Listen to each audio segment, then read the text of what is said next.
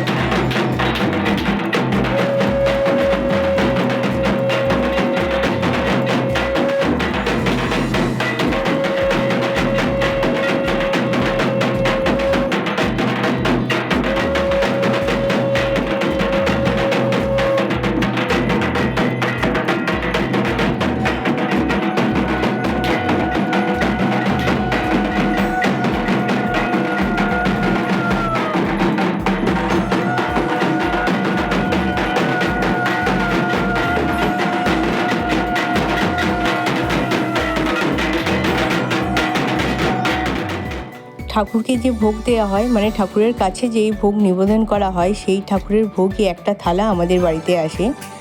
তো সবার কাছেই যায়, তবে আমাদের বাড়িতে একটা থালা আসে। ভোগ নিয়ে আমি বাড়িতে চলে এসেছি, আপনাদেরকে ভোগ দর্শন করালাম। আবার একবার যাবো প্যান্ডেলে যাবো, কারণ ওই ঠাকুরের ভোগের থালাটা আমি আবার রেখে আসবো, কালকে ওতেই আবার ভোগ দেওয়া হবে ঠাকুরকে। একবার প্যান্ডেলে যাব। তো এখন 1টা মতো 10 বাজে, 1টা বাজে 10 বাজে, এখন 1টা বাজেনি, আজকে তাড়াতাড়ি হয়ে গেছে মোটামুটি। আমার ভোগ নিয়ে এসেছি, আর এমনিতে প্যান্ডেলে সবাইকে ঠাকুরের ভোগ বিতরণ করা হয়, সেটাও আমি যদি চাই আমি দেখাবো আপনাদেরকে। তো এই দেখুন 1টা বাজে 10, এখন একটুখানি হচ্ছে খাবো, যেহেতু ঠাকুরের ভোগটা না তোলা পর্যন্ত আমরা কিছু খাই না, জল খাওয়া হয় আর কি, শরবত টরবত। তো এমনি কিন্তু কিছু খাবার খাওয়া হয় না। তো এই 4টে দিন আমাদের ভীষণ ভীষণ আনন্দে কাটে। আপনাদেরকে দেখালাম আমাদের পাড়ার ঠাকুর, মানে প্যান্ডেলে সবাই মিলে আমরা ভীষণ আনন্দ করি। তো রাত্রেও কি হচ্ছে আমি সেটা দেখাবো, আপনারা দেখতে থাকুন। আশা রাখছি ভালো হবে। মানে সকাল থেকে তাড়াহুড়ো করে সব কিছু দেখানো হয়নি আপনাদেরকে। তো ভোগ রান্নার সময় যেটুকু আর কি তাড়াহুড়ো করে করতে হয়, একটা টাইমের ব্যাপার থাকে, সেইগুলো সব কিছু আপনাদেরকে দেখানো যায় না। তাড়াহুড়ো করে গেছি, মানে ভোগ ঠাকুরের ওখানে তোলা হয়েছে। আমরা কিন্তু এই ঠাকুর পুজোটা 4 দিনটা ভীষণ ভীষণ আনন্দ করি। আর রাত্রে কী হচ্ছে সেটা আবার পরে দেয়। এই কিন্তু ঠাকুরের ভোগই আজকে খাবো, অন্য কিছু খাবার কিন্তু খাবো না।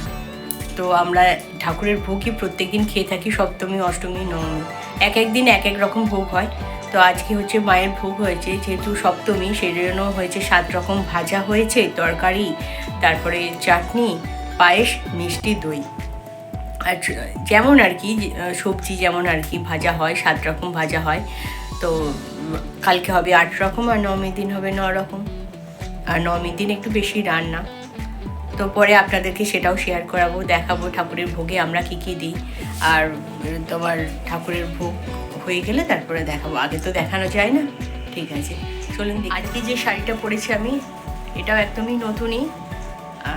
এটা আমাকে আমার এক কাকিমা দিয়েছে। তো কাকিমা কিন্তু বারবার বলেছিল যে এই শাড়িটা পরিস, আমি এই শাড়িটা পরেই কিন্তু ভোগ রান্না করেছি। তো ঠাকুরের কাছে ভোগও তুলেছি।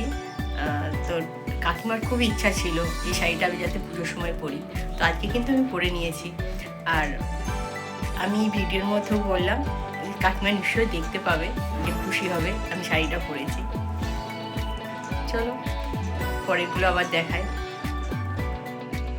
আমাদের পুজো প্যান্ডেল থেকে যেসব ভোগ সবার জন্য দেওয়া হচ্ছে, সেটা হচ্ছে খিচুড়ি হয়েছে, ছেঁচড়া, আলুর দম, চাটনি, পায়েস, আর ভাজাও আছে তার সাথে, আলু, পটল, কুমড়ো, বেগুন, অনেক রকম ভাজাও আছে। তো এই ভোগ সবাইকে বিতরণ করা হয়, আর এর সাথে অরিজিনাল যে ঠাকুরের ভোগ সেটা মেশানো হয়, আর যেই আসে যতক্ষণ ভোগ থাকে সবাইকে দেওয়া হয়। সপ্তমীর যে সন্ধ্যা আরতি সেটা হয়ে গেছে, হয়ে গিয়ে এখন প্যান্ডেল ফাঁকা হয়ে গেছে। যে এখন রাত্রি 9:30 মতো বাজে, কারণ প্যান্ডেলে আমরাই বসে আড্ডা দিই আর কমই লোকজন আছে এখন। আর আমরা যতজন থাকার মানে 10-12 জন আমরা যে আড্ডা দেওয়ার, ছেলেদের যে গ্রুপ মেয়েদের যে গ্রুপ তারাই থাকি, তারাই ভীষণ আনন্দ করি। গান চলছে দেখতেই পাচ্ছেন, সবাই আনন্দ করছি।